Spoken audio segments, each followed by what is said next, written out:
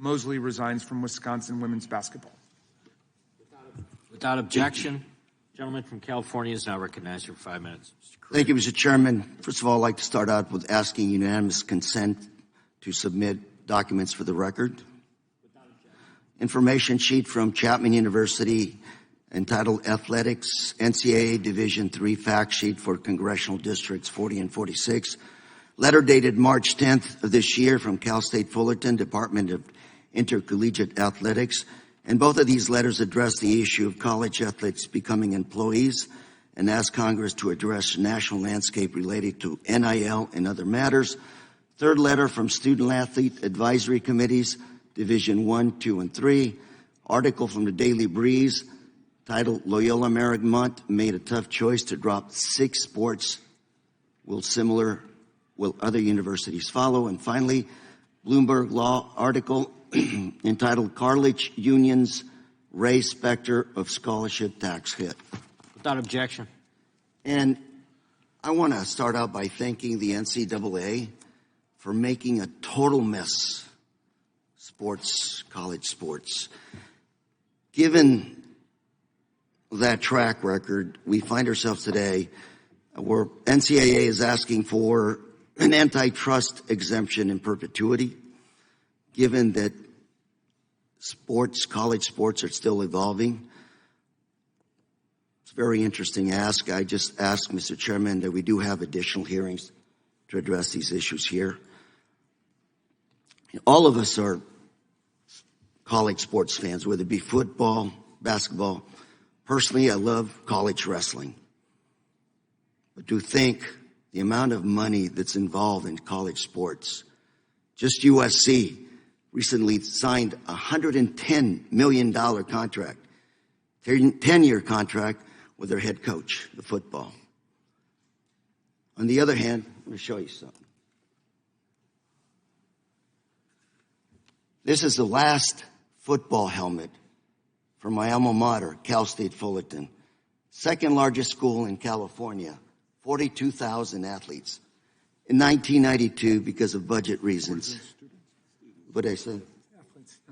42,000 athlete students. Mostly blue-collar working families, my neighbors.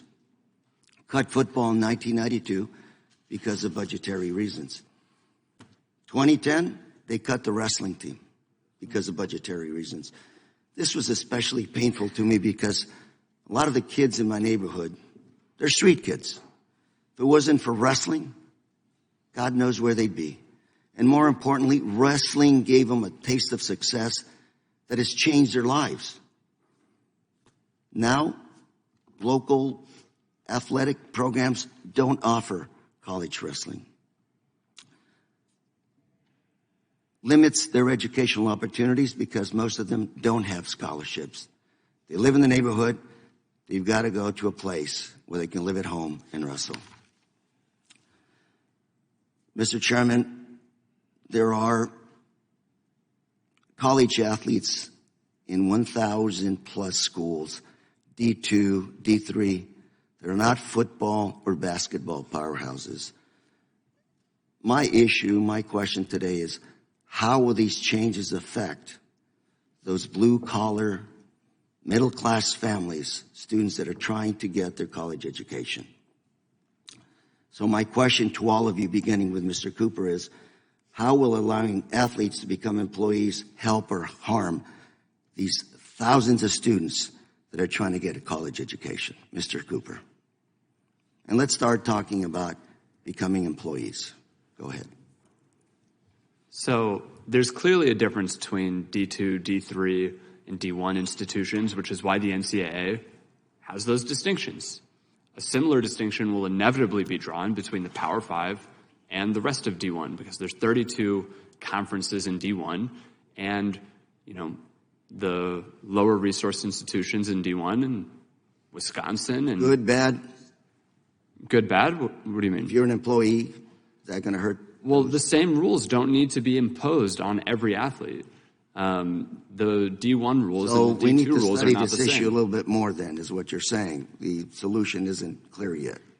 There isn't a simple solution that can be summarized in 30 Mr. seconds that Abiero? applies to all athletes. Mr. Abiero, I have 8 seconds left. Mr. Abiero. Yeah, my concern, again, from a standpoint of swimming and diving, an Olympic sport, non-revenue sport, the employee model would be extremely detrimental to us. Simple as starting with the level of services that we provide, from mental health support, nutrition, athletic training, medical support. All of a sudden, those things could be taxed. It creates a nightmare Thank you scenario. very much. Ms. Smith? The employee model will affect us in track and field because I have majority student athletes from underserved communities, and they're not going to have the money to pay for these resources. They have no other way. They could negotiate a collective bargaining contract to pay for those resources. I don't know about that. I'm a track coach, maybe. Mr. McIntosh? Congressman, what I would say is I participated as a professional athlete, as an employee. I was injured in my second year, and I was terminated after my third year. That's a system that is more adverse to an athlete than the system that we live in today, in which our student athletes have guaranteed scholarships regardless of injury. Thank you, Mr. Chairman. I'm out of time, and like I said, I do hope to have further hearings on this issue. Gentleman's time has expired. Now recognize the gentleman from Washington.